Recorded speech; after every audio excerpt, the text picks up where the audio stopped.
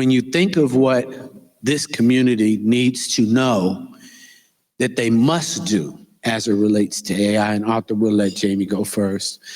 What do they have to do? We're not going to talk about fears. What do they have to do right now to get involved with AI?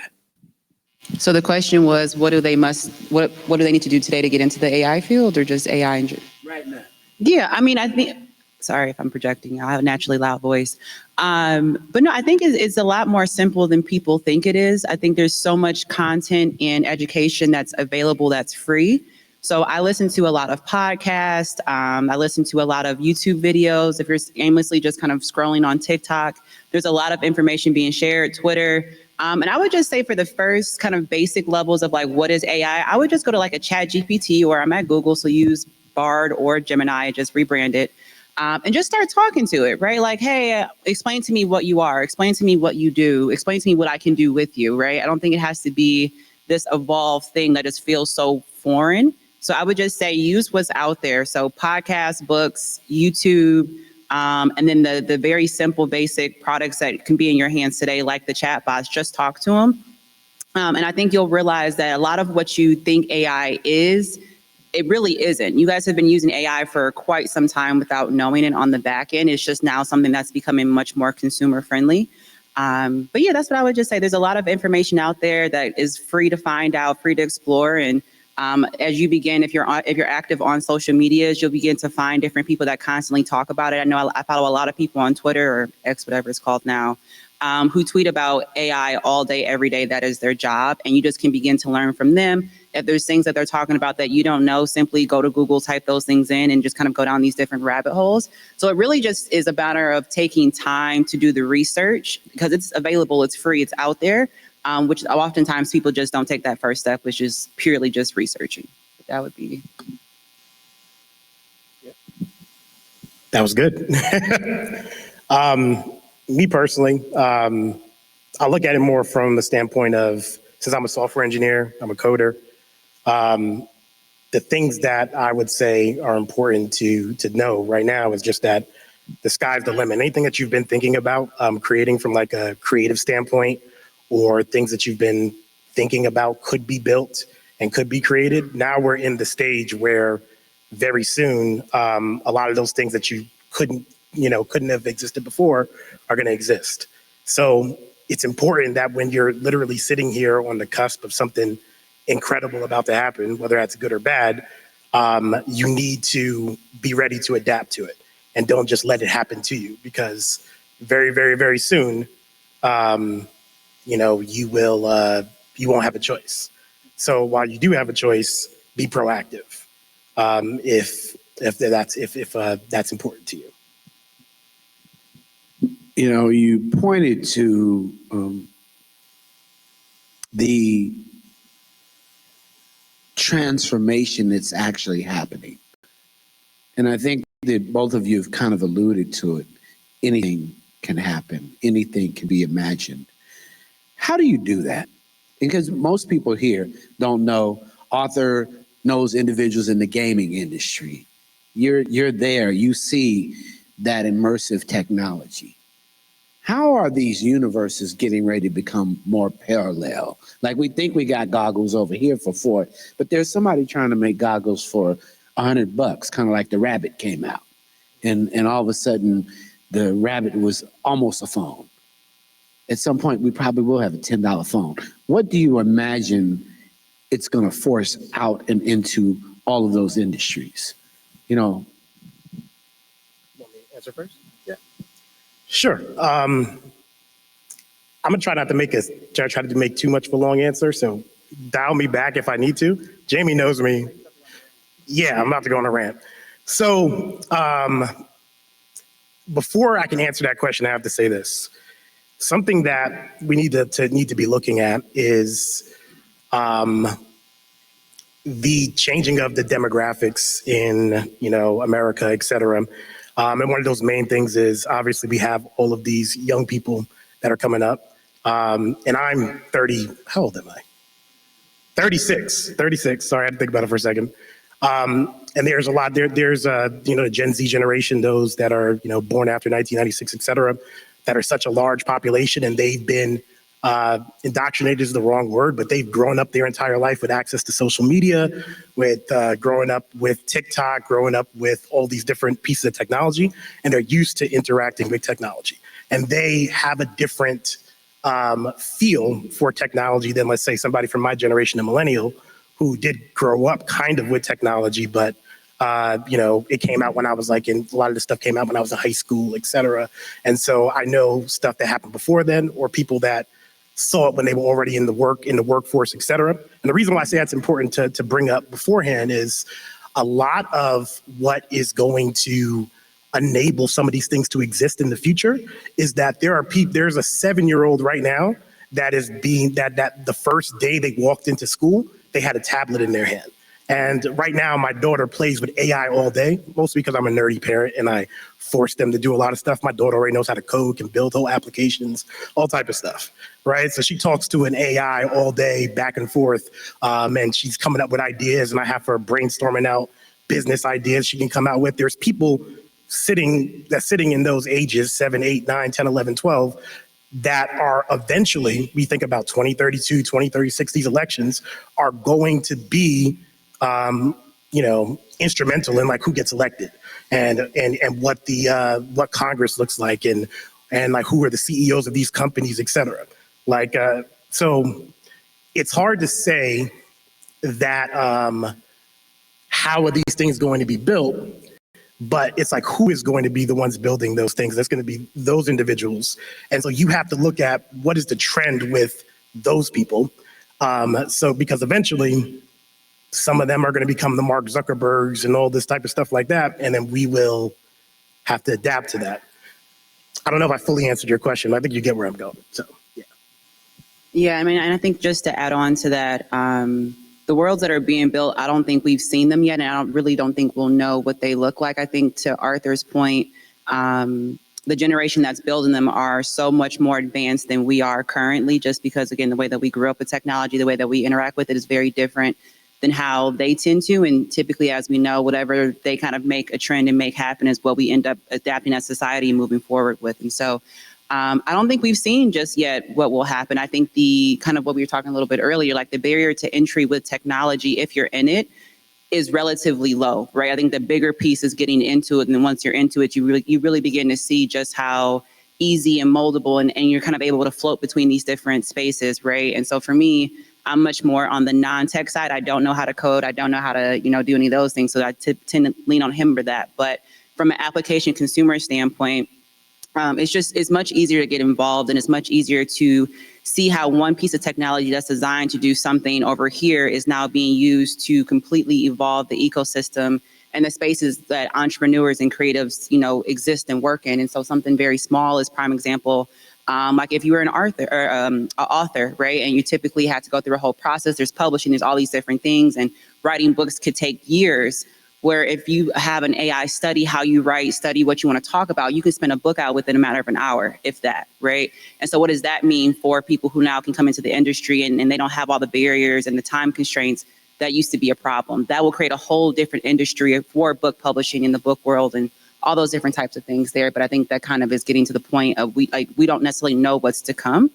But there is a lot that can, be unveiled in the next several decades.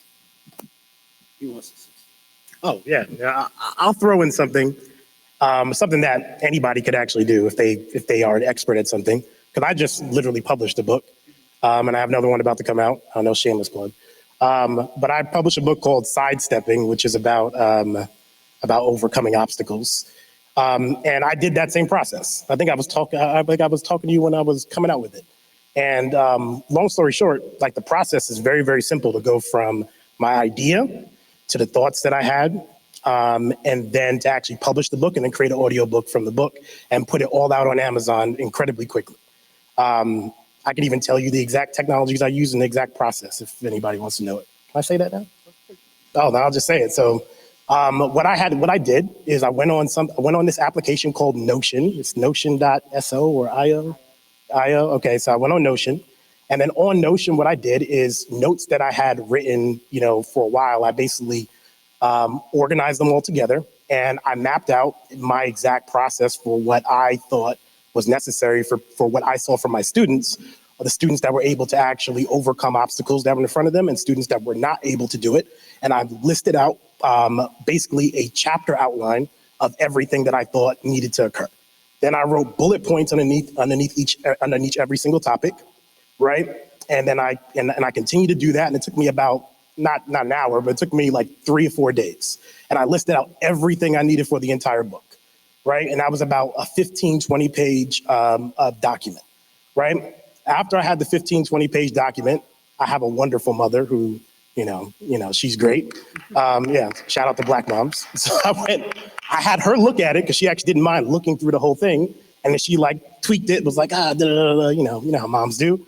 And then after I took that, then once I had that document, and I thought it was good, then what I did is I went and grabbed something called private label rights content, if you ever heard of that before. So PLR content. And I got one that was basically written similar to like the voice of somebody like Les Brown, right? So if y'all know who Les Brown is, it was written like, it wasn't actually Les Brown, but it was a PLR book that's written to be kind of like him. I let the AI read that, right? And read through all the chapters one by one, feeding it. And then so it figured out, oh, this is how you make a book like that. Okay, great. Now you know what I want, right? Take this outline and make chapter number 1, right? Take chapter number 1, I read through it. It was kind of a little bit not great in some places. I changed it a little bit and then sent it back the thing that, and this is all ChatGPT $20, by the way, right? So I send it back the chapter and tell it like, this is the things that I would like you to change and think about that for when we do the next chapter. Then I let it look at the next piece of the outline and then do the same thing. Do it again. Then I finish the whole entire book.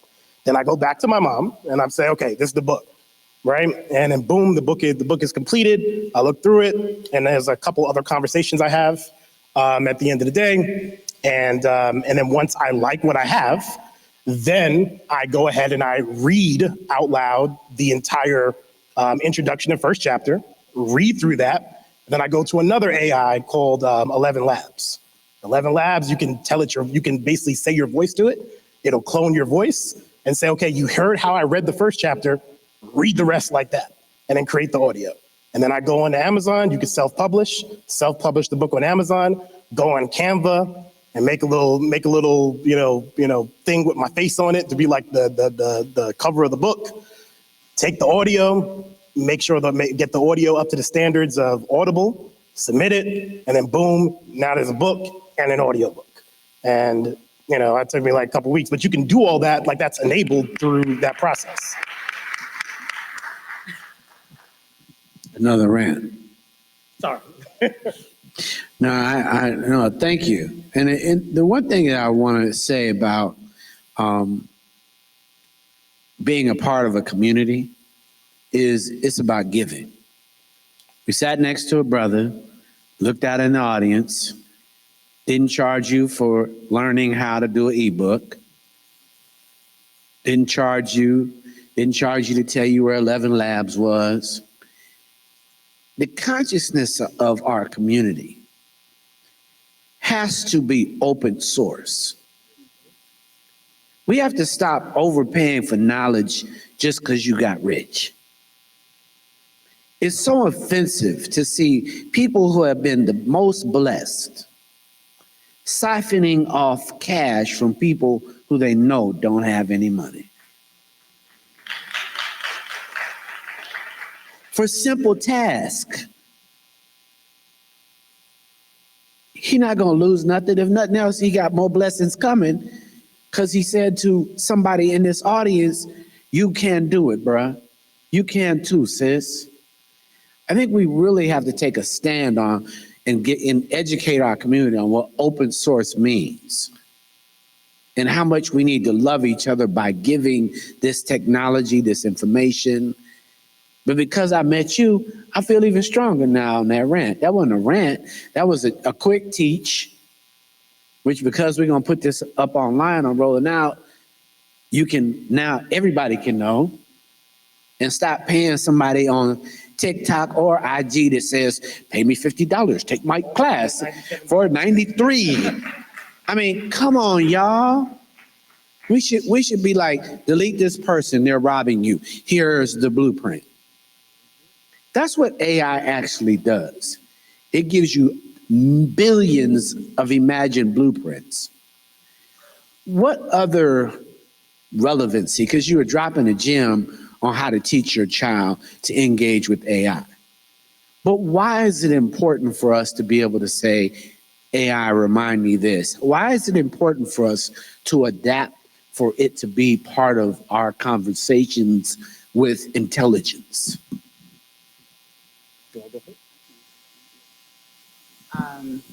Well, I think the shorter answer is it's inevitable. Like that's where we're headed. That's kind of what's happening. I think sometimes we want to fight the technology just because we don't understand it or we don't like it. But the reality is it's here, it's coming, it's been here. And if you don't join it, you will be against it and then you will be out. Like that's just kind of what the reality of the situation is, to be very bluntly honest. So really learn to participate with it. I think the bigger piece of it, and I just want to kind of go off a little bit to what you were saying around open source. The biggest thing that I realized in being in tech and AI specifically when it comes between the Black community and any other community, specifically Asian and white communities that are predominantly leading the AI charge right now, is that most times us as Black folks, we don't have a lot of discretionary time or money to play around this technology, to learn about this technology, to like really understand how it participates in our lives, right? That's going to be our downfall. And so that's why I say it's free, it's available. Open source means that anyone can have access to the coding, anybody can have access to the information. It's out there. And because other communities and cultures have much more time to play around with this, they end up making it what they want to make it, and we have no representation into it. So then 20, 30 years down the line, we're like, well, we don't show up in this. And that's why they're confusing Harriet Tubman with the gorilla. Like, we don't have enough people on the back end fixing that. We don't have enough data fixing that to represent us specifically. So if we're saying, well, we don't like it and we don't want to partake in it, 30, 40 years from now, kids, grandkids, cousins, whoever, that's the reality that they live in because we chose to not, participate in what was happening. And so I say that to say, like, as Arthur went on his, tangent around how to do certain things and how to get into the game, with particular things, I would encourage us all to do the same. I kind of lost track of the question. They're just going off on my side tangent. But I would just say that that's the bigger piece of it, is like we really need to learn how to cooperate with it. It's simple things like, hey, Siri, like, tell me how to make cookies. That's AI, right? Like, hey, Siri, remind me to call my mom tomorrow. That's AI. You guys are already doing it, but I think there's just such a huge connotation between what we think it is versus how we can use it that we don't understand that we're currently already doing this. And so a lot of the autofill on Google Sheets, if you're typing up a document, typing up emails, that's AI. When you search something on Google, that's AI, right? So all these things you're already doing, you know how to do it. I think it's just kind of getting over the hurdle and the disconnect between what we see everyone in mainstream talking about versus the actual technology and the daily applications and what we use. Awesome. And I'll quickly say, because specifically you were talking about my children. So I have 4 children. I've been married for 15 years. Nobody told my wife I had to look up for a second. And I have 4 children, and I have 2 older daughters and 2 younger sons, right? And the thing that I think is important is to encourage them to like embrace things that are happening. Like my kids are always getting like involved in like, oh, Daddy, what were you doing today at work? Or how did you stay home all day and you paid the bills? I don't get it. Like, or explain stuff to them and, and make sure that they're aware of what's happening so it doesn't just happen around them. And then specifically when it comes to like educating your children, you'll be surprised that when a child is like really, really into something, how fast they can pick it up because their brains are so malleable at like those young ages. So like, I actually didn't realize my daughter would end up being able to code if I showed her some stuff and she just sat in her room and just kept messing with it, right? So it's just a matter of just like encouraging. Like my oldest daughter, she actually is an artist. And if she was here right now, she could like look at you right now and draw you and it look exactly like you. And then my second daughter, like I said, is the techie one, like me. And my sons are too young for me to figure them out yet, but I'm figuring it out as we go.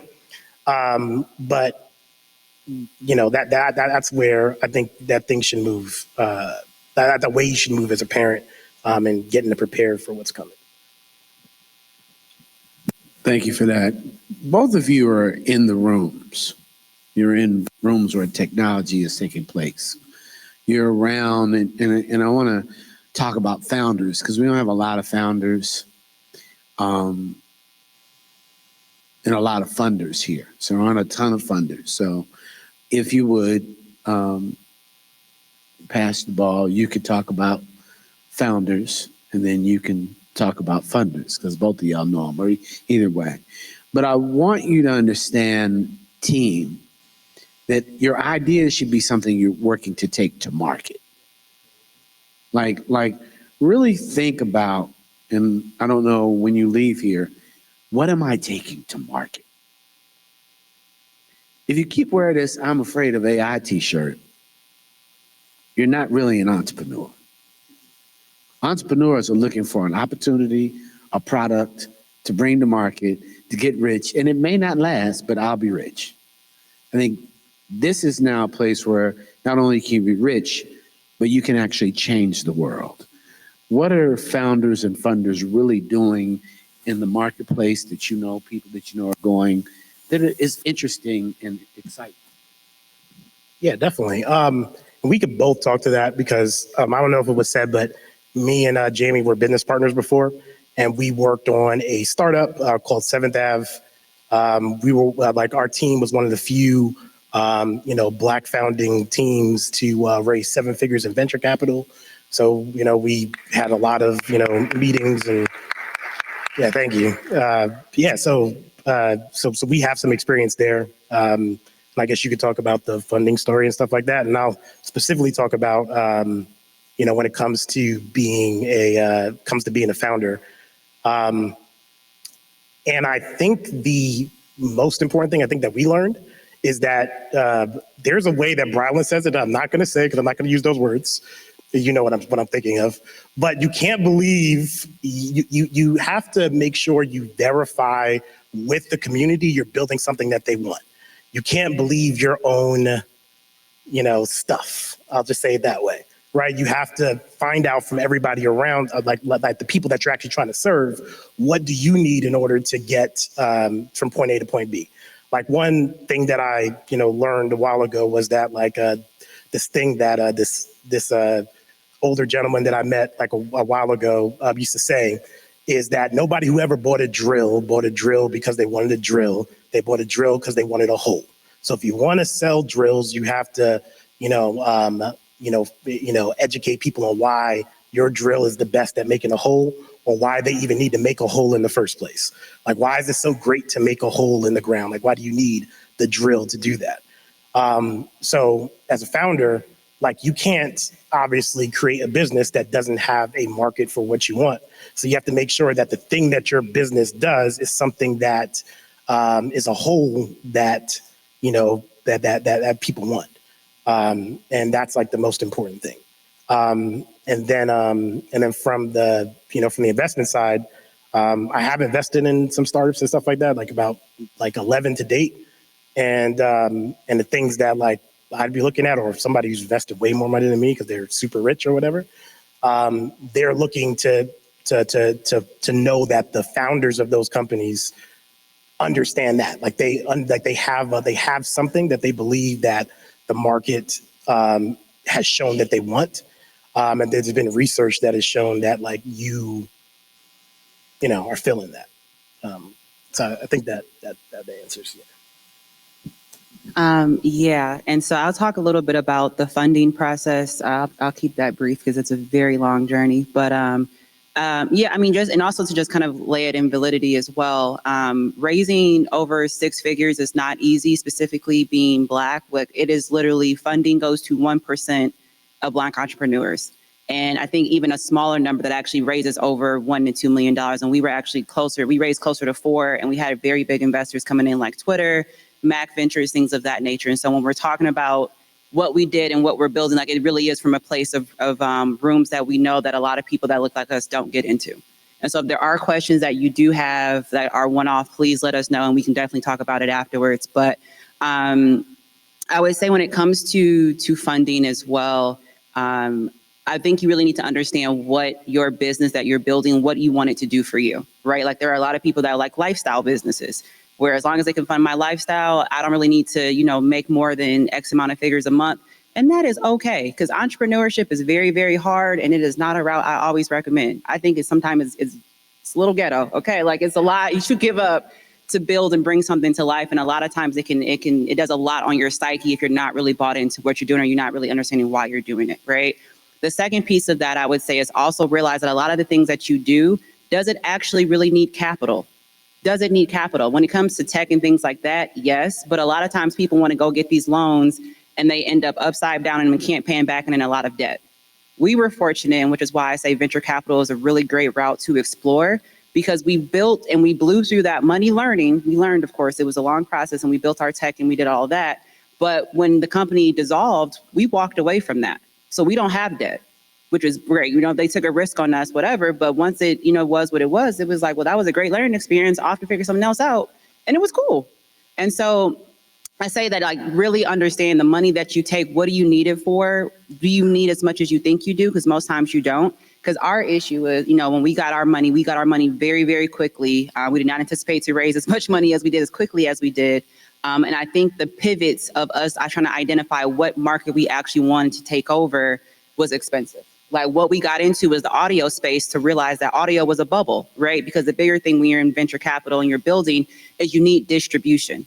You can have a great product, but if no distribution and no one's using it, it does not matter.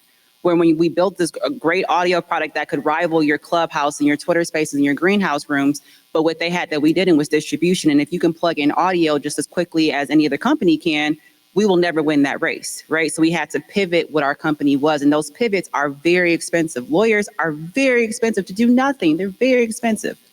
And so I say that to say there's several different routes we can talk about when it comes to funding, but I would definitely say identify if you actually need it, identify how much you need it, and then identify if the market that you're actually trying to take, what distribution platforms and or investors can come in and really help with that. Because that's the one thing that we realized as well is some of our investors were not as helpful as we would have liked them to have been, right? Like they were great for a namesake, but they were not helpful in terms of helping us get to our next milestone, which is the agreement that you're entering into them with, because they're giving you money, but they're taking chunks of your company.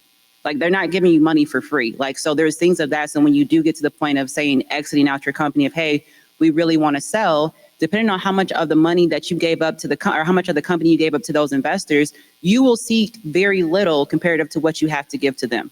So there's several different things I want people to be made aware of as you're building and as you're deciding to take venture capital dollars. It's a great experience, great route to go, but there are a lot of, I wouldn't say cons, but things to be aware of when you say yes to taking people's money. Nothing comes for free. The word in the language milestones. I don't want you to say that in, because everybody here, hopefully you leave with a new vocabulary. And milestones are a real thing.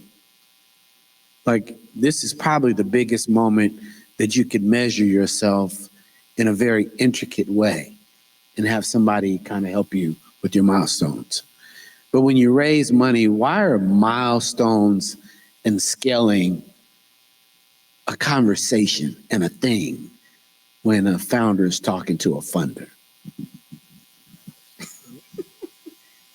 Because that's how you get more money. No, it's showing that there's traction. They're showing that there's demand, right? Because nobody wants to invest in something that's not moving, right? People will invest all day if they can see that there's momentum. They can see that you're making good of what you said you would do, because that's the biggest piece when you're trying to get people to raise, or you're trying to get people to invest in your company, is like, is there any motion? Is there demand? Are you sticking to what you said you would do so I can trust you as a founder? Because people in the venture capital, they're deploying millions and millions of dollars. And hopefully, you only need to raise one time and you can be good and the company gets, to a profit and it scales by itself, which is great. But many times what you'll see, like your Googles, your Twitters, your Clubhouses, they'll do multiple rounds of funding. So you have a, pre-seed, which is I'm giving you money for you to like bring this idea to life.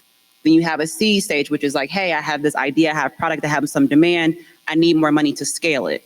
Then when you get to your Series A, your Series B, your Series, C, and so on, those are all rounds of what you're scaling to where, hey, I got it to $100 million, but if you give me 30 million more dollars, I can get this to $1 billion company. Like that's what you want, those super large exits and those super large valuations come at your Series C, D, E rounds, right? But if you can't prove to investors at the seed stage, after I give you pre-seed dollars, that you're moving forward and you're meeting your milestones and you're scaling and people actually want it, why would I continue to invest?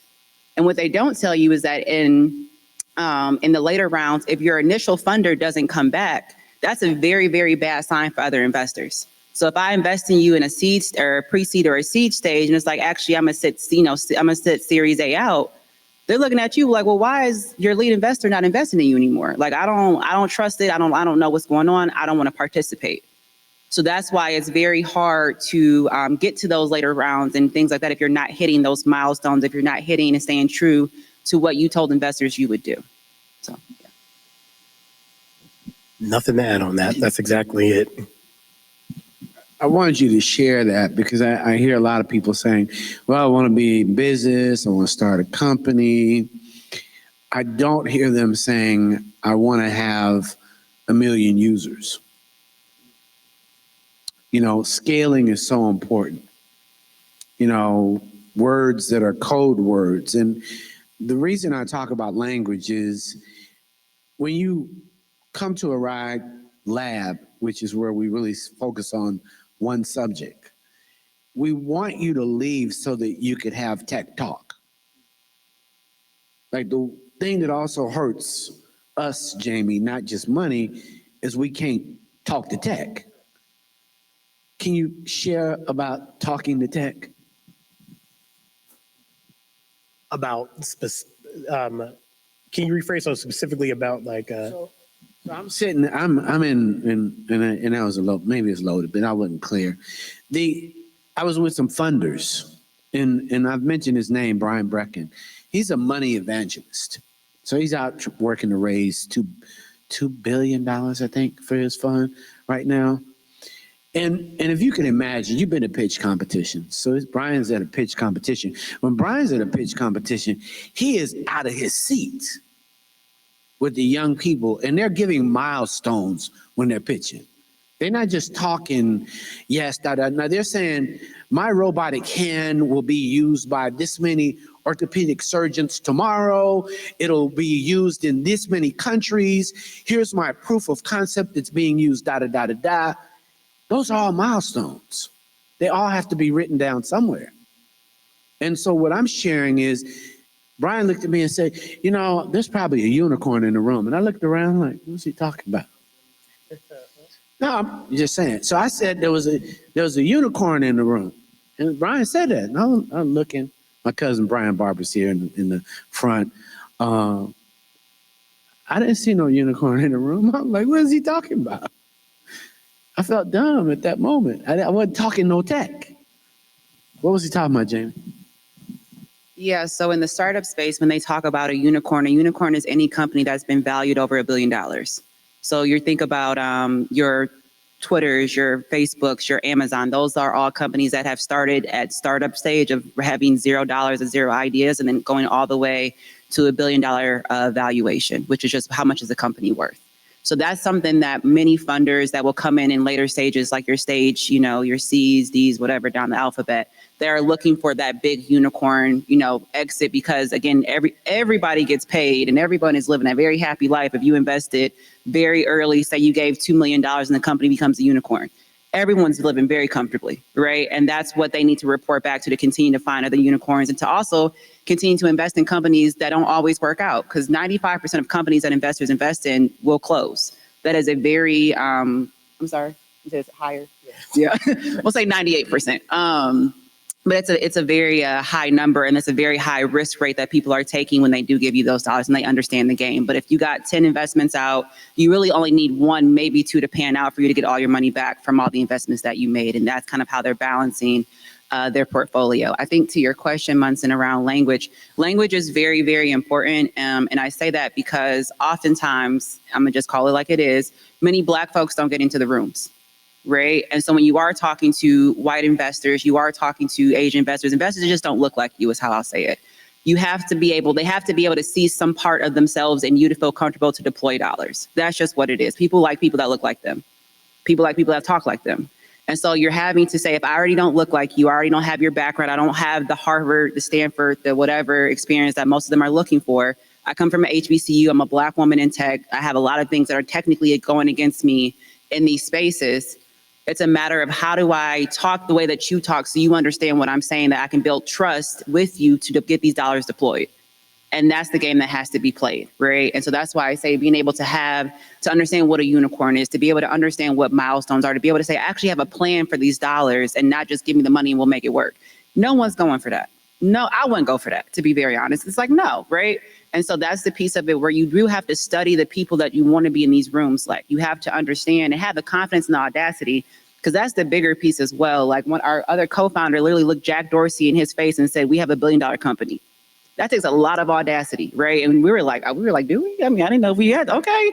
But we rocking what she said. And so it's having the audacity, the gall, but that usually just comes from preparation and confidence. So when you say that, I just want to, the only reason I interrupted, did y'all hear who he said that to? Yes, that was Jack Dorsey was the founder and CEO of Twitter before Elon. And so when we were all in the room talking about why should they invest in us and why should they do X, Y, and Z, our other co-founder literally said, we have $1 billion company. And I will also call out that Arthur, by him loans himself, when they asked who built the technology, and he said he did it by himself, their engineers were looking at him like, this has been taking us years to build and you built this alone. Like, that's how advanced his coding is as well and what he does. And like, so he is not anything to play with at all. So I want to say that that's also too, is the team. I think you kind of mentioned that a little bit earlier, like the team that you build with is so important. Because again, I don't know anything about coding, but he just coded what took several Twitter engineers months and years to do by himself in a matter of weeks. So it's that piece of it. It's having the people that has the audacity to say that we do have $1 billion company, and we over here looking like, I don't know if we got that, but we gonna rock with it, right? You know, you have to have the people that are able to really have the bullish and the confidence in areas that you don't always have it. And then collectively, you have a really bomb ass team, excuse my language, but you have a really bomb team. And then people believe in you, people believe in the audacity and the confidence that you exude, which is like, hey, I can't miss out on this. Because that's all VC is like, I need to be invested in this company. I can't miss this wave. I cannot miss what they're doing. And that's the excitement that you have to like develop and build when people want to get involved and you're asking for dollars. I mean, she hit everything, so, you know. I mean, if there's something else you want me to add, because I can add something about technology if you want. I'm gonna put y'all up on some game. When a guy say he don't have nothing to add, I mean he keeping some gems to himself. I just want y'all to know that. You know, I'm gonna hit you with a beat. That's what Brian Barber said. I'm gonna hit you with a beat. One of the beats is you're a coder, and you know you have a superpower. Build your own code. As a brother, I want you to brag anytime you're in front of me. I want you to tell your process, share your process, because I need everybody out there who's watching you to know that they are you. As in, if they were as dedicated to your dedication to being great, and to know that we had it inside your DNA, the same DNA he has. So talk about what that's like to be a coder and know that you got to deliver something and deploy an idea, and it started with one line of code. Yeah, definitely. It's a great experience. That's the reason why. Yeah, the short version. Let me do the short version. It's a great experience to do that because essentially what you're doing is you take somebody's idea or an idea you have, right, that doesn't exist, and you make it exist. Like you take it ex nihilo, like out of nothing, right, and you create something. So I find that to be, you know, it's a great experience to go through. In terms of like, I think what's helpful though, if you don't mind me audible in a little bit, is like how you would like if you like, because one thing I didn't when I went to college, I have my BS is in management, so I didn't go to school for computer science, etc. Most of what I learned, I self-taught myself, right? So you can learn stuff on your own. especially in today's day and age. So when it came to learning like the first language I really learned, which was C++, it was a matter of just reading like reading some books and reading some source code and taking one class in school, right? And then when it came to learning HTML, CSS, JavaScript, and Ruby and Python and PHP, it came down to what HTML specifically. I happened to come up in a really good time when like MySpace was coming out, and like I basically built MySpace pages for like all of my friends, and like made the words fly across the screen and did all that stuff and figured out how to do more. And then started building applications, tried to build a social network, and try to do this and try to do that. But it all came from you just have to have a desire to do it. And it was kind of interesting because I went to a school where I was doing pre-med stuff. I didn't particularly like it. So shout out to anybody that does like that. And I wanted to switch over to technology, but my parents didn't think that was like a real career path. Like, you're going to be a doctor, do that. And even though that wasn't like where I wanted to go, so almost as like a slight rebellion, I was like, I'll just go to the library and get all of the books, and I'm going to learn how to do this on my own. And I did that. Yeah, I think that's enough of the story, but yeah. I just want everybody to know you have it in you, but you got to study. You got to put time into the process. Many of you creatives who are out there thinking about ideas, they just gonna end with your thoughts. That's the worst thing in the world, for your ideas to just be in your thoughts. The last thing is, before I ask them, the young brother was talking about creatives. And I think we're in a moment where everybody's copying somebody's thought. You gotta stop copying thought. You gotta really be a creative. That means go inside your soul and find something that will touch a human being. I happened to be at a moment where people were on a set. I think I was in LA. And Andre 3000 comes out with this straight hair. And Big Boy's kind of, and then he had a tam. And it was a creative moment. And it goes on TV. And the song was called Hey Ya. Now, I've been in Morocco, and the song was playing Hey Ya. But the creator wasn't outcast of the image. The creator of that moment that y'all all remember of Outkast came out of the brain of Brian Barber right there. Let's give Brian a hand. And I want to say that whenever I'm with somebody and you say, hey, they think about that moment. That's kind of how you have to have a big idea for the internet. It has to be something that's going to move a universal moment. You think of it. Everybody was in Clubhouse. How many people in the Clubhouse now? So I want to open it up for Q&A because we've been up here a minute in time. But I just want you guys not to be copiers. For most of the people in here, I hear them talking about, I used this AI and it wrote my resume. At some point, it's going to write back to you, you should do more or be bigger. AI is going to say that back to you. Somebody wrote that line. Somebody has your title. Somebody has your same name. I mean, it's just a moment of time before it does that. So be much more original in your creativity, in your imagination of companies, in your studying of what it is to be great. Any questions for these two?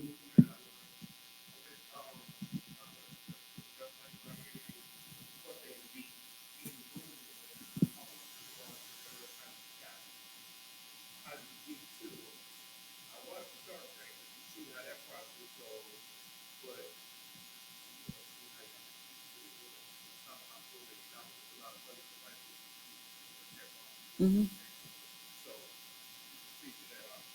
Oh, so where's the microphone? It's right here.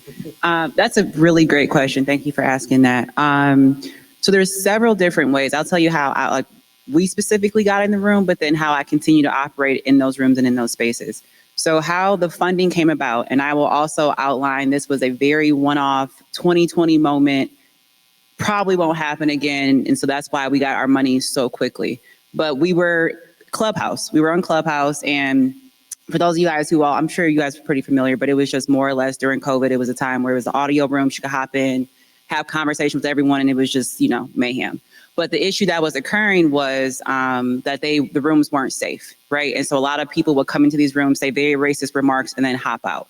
What they used to do every week, they would have town halls, and you could come in and you could essentially express how you were feeling, your experience, blah, blah, blah, blah. And what you kept seeing was Black women, and these 2 to 3 Black women in particular kept literally coming in saying, hey, we don't feel safe. Hey, this is happening. And the founder just said, well, we walk with our feet over here. So if you don't like it, essentially get off the platform. It was like, hold up. How again, does Black culture drive so much of what's happening, but we literally get no representation, no support? So we were the loudest ones in the room and said, we're going to build a Black clubhouse. And that's literally and it was just a thing. And we put a form out and was like, hey, we're building this. Who's interested? First day was a couple hundred. That by the end of the week, it was a couple thousand. By the end of week 2, we had 13,000 people signed up. And from that point, we emailed them like, hey, again, it was just a simple idea. Hey, we're working on something. We'll let you guys know. The investor reached out and was like, hey, our first investors was like, hey, I'm interested. Like, how can I help be a part of this?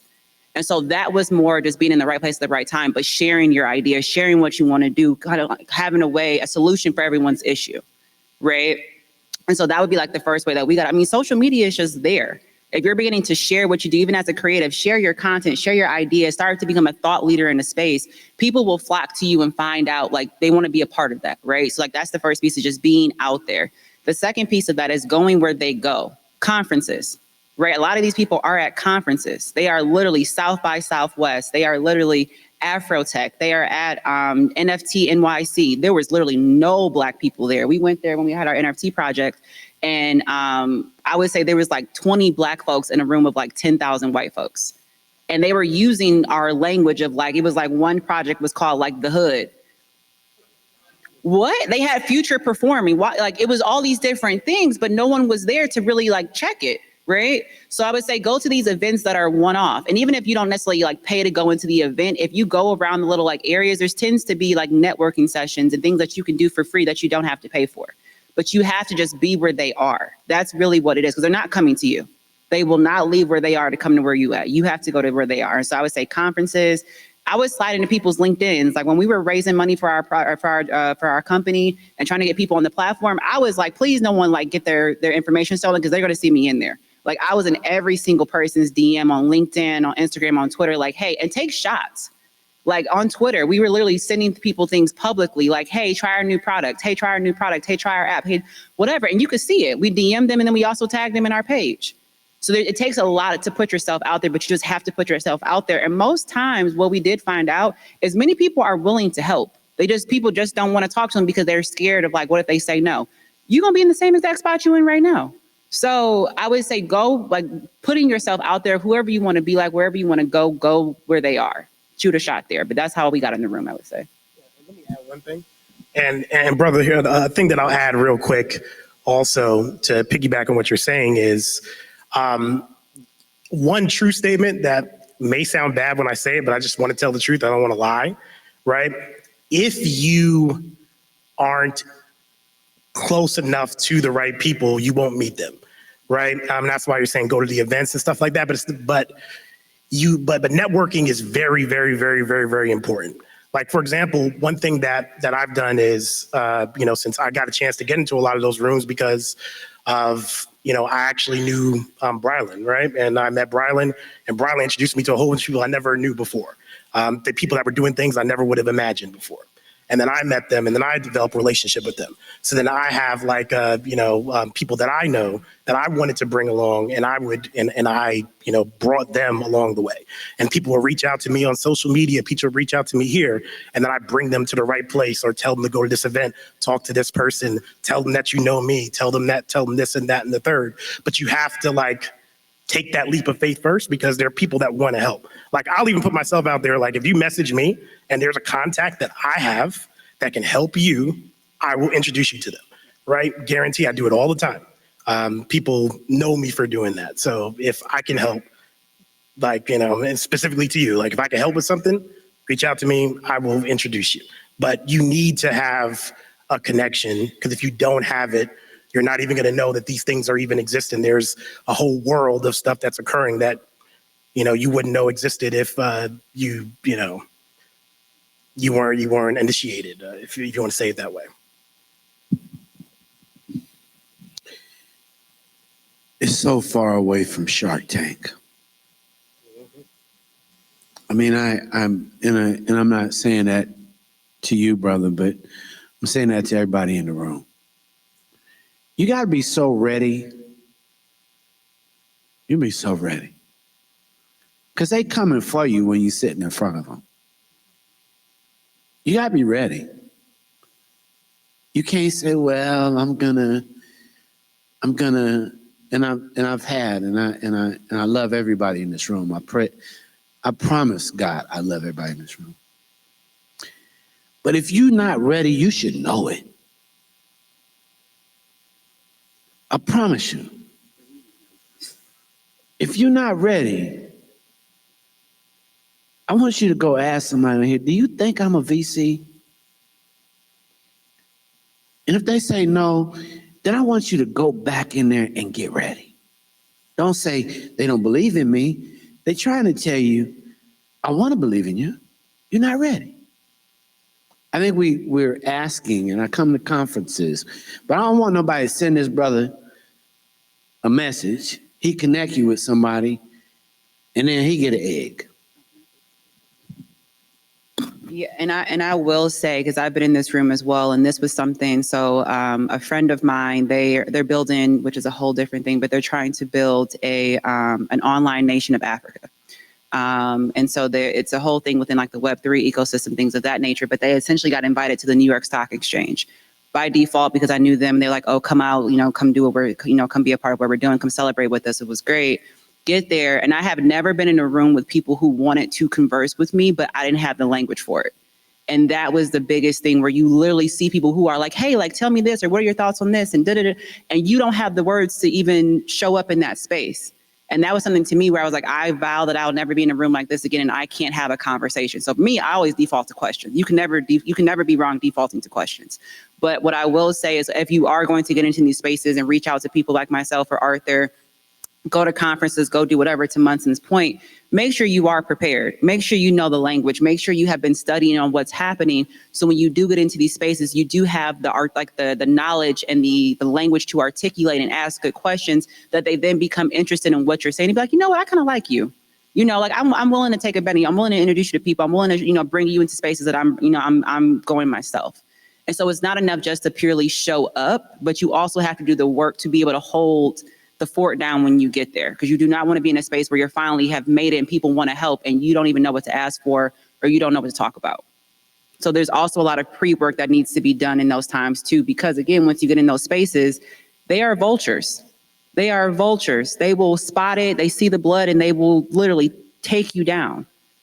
Because that's all it is. Like I said, the whole piece of it is who has the bigger piece of the pie, right? Like you can get in the space, you can build all these products, which is great, but more than likely, other companies are going to come in and want to buy you up, or people are going to take that idea and run with it, because if they have, again, distribution and capital, they will always outpace you. So if you're not ready for that to happen, because it's a frenzy. It's not it's not just enough. I say I made it, I got some money. No, how are you going to keep it? How are you going to keep your people? And they are quick. Attention span is short. They like you today, they will hate you next week. It has happened to us, and it is not an easy thing to recover from. I think there were two. Yeah, one here and one here. I can't remember who was first though. Was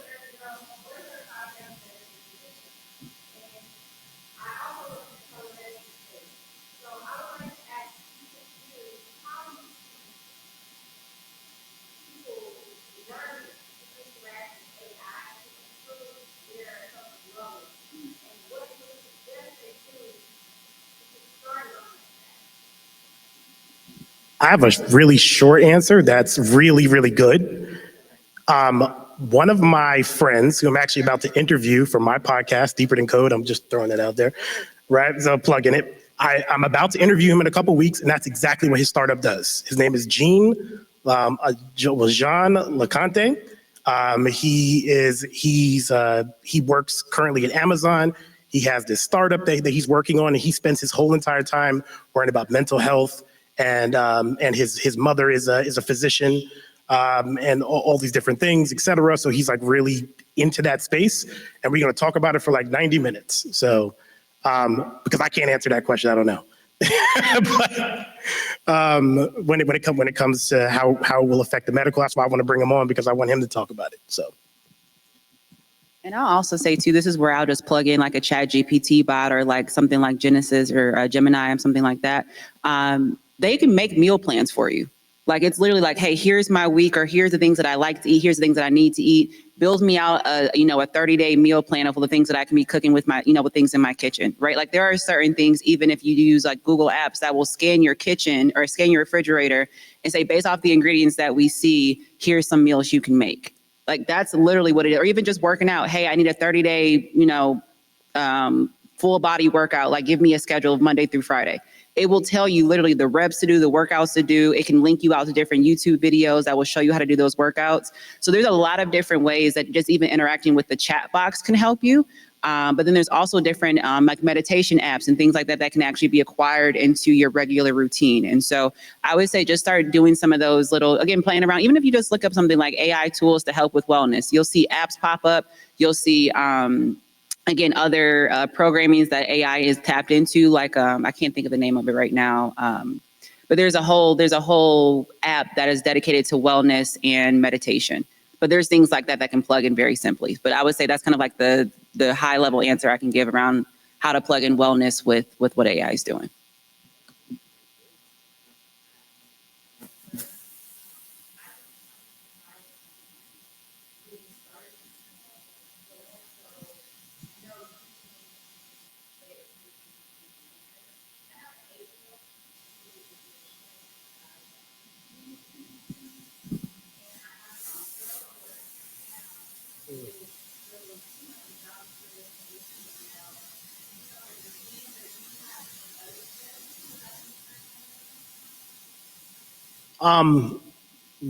Definitely also let her look at Scratch if you haven't seen it already.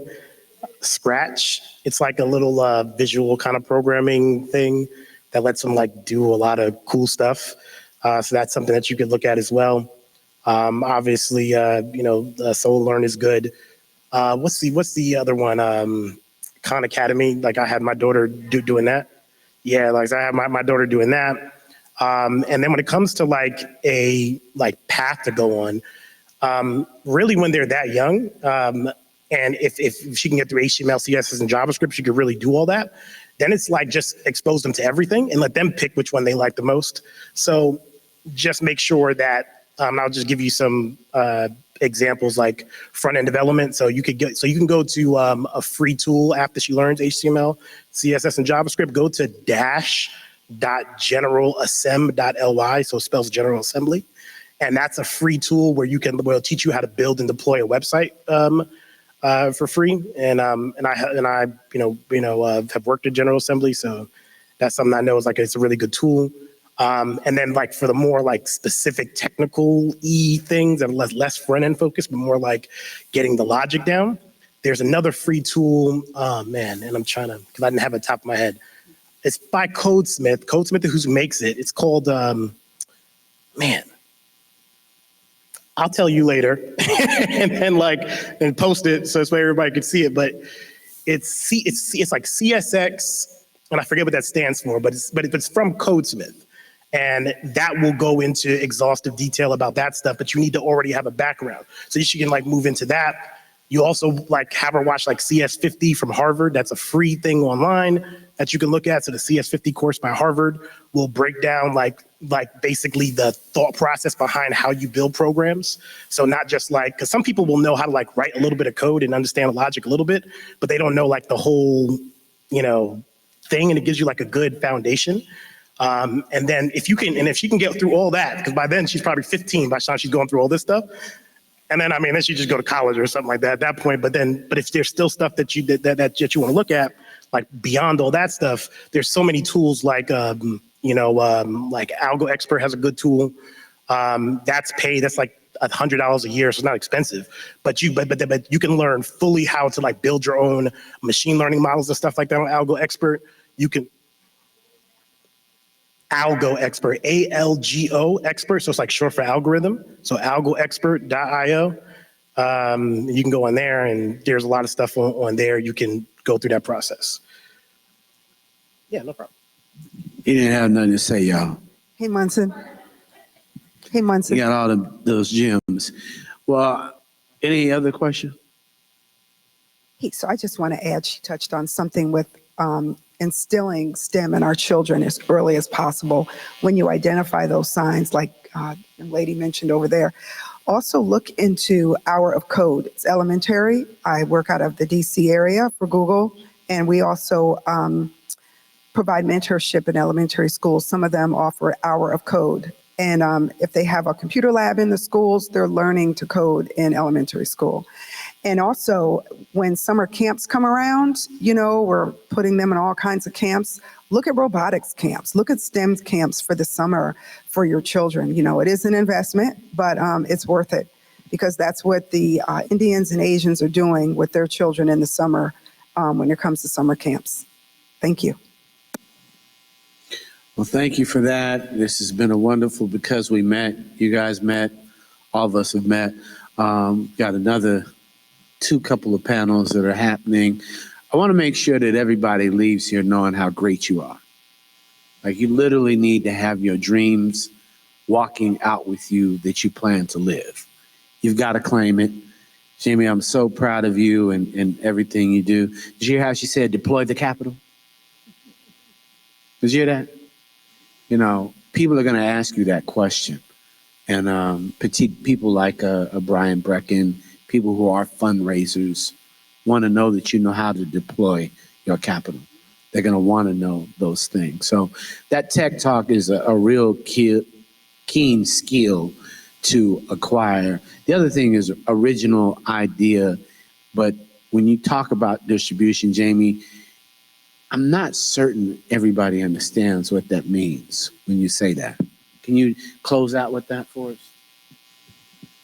Yeah, so when I'm referring to distribution, it's more or less how do you plan on getting what you've built or what you've created to people? That is sorry, that got really loud. That is the basics of what that is. And so it's essentially saying you have this product, how do you plan on reaching people? Twitter is a prime example. They have all these users, that's a distribution platform for them. So anything that they do, they can deploy automatically to all the people on their platform. When Instagram made Threads, they deployed it to all of their users. That's their distribution. So if you are talking to, and this is one thing that I wish we would have done now that I know what we know, is I would have challenged and pushed back on a couple of our investors and asked them, how do you plan on helping us deploy this? And how do you plan on helping us with distribution? Because a lot of people will give you the money and not the tools to be successful, and then come at you and say, well, why didn't you figure this out? Right? And so when you are competing in a space like a consumer-based product, you have to really understand, how do you plan on distributing your product in a way where it can compete fairly with all the other programs, and is what you built easily replicable to where they can do it overnight. Because we spent months, if not years, developing the product, the code, all of that. Shout out to you and your team on that one. And then we spent so much time trying to sell it. And then literally within a day, Twitter came in, they plugged in audio, they had, their Twitter rooms or Twitter spaces. And then, Spotify came in with green rooms, and they have millions of users. We could never compete with that in that capacity. And so again, that's just more what the lesson is as you're building, as you're creating, and if you're asking for capital specifically, but just even on your own, is to know, like, how do I plan on getting this to people that want to see it?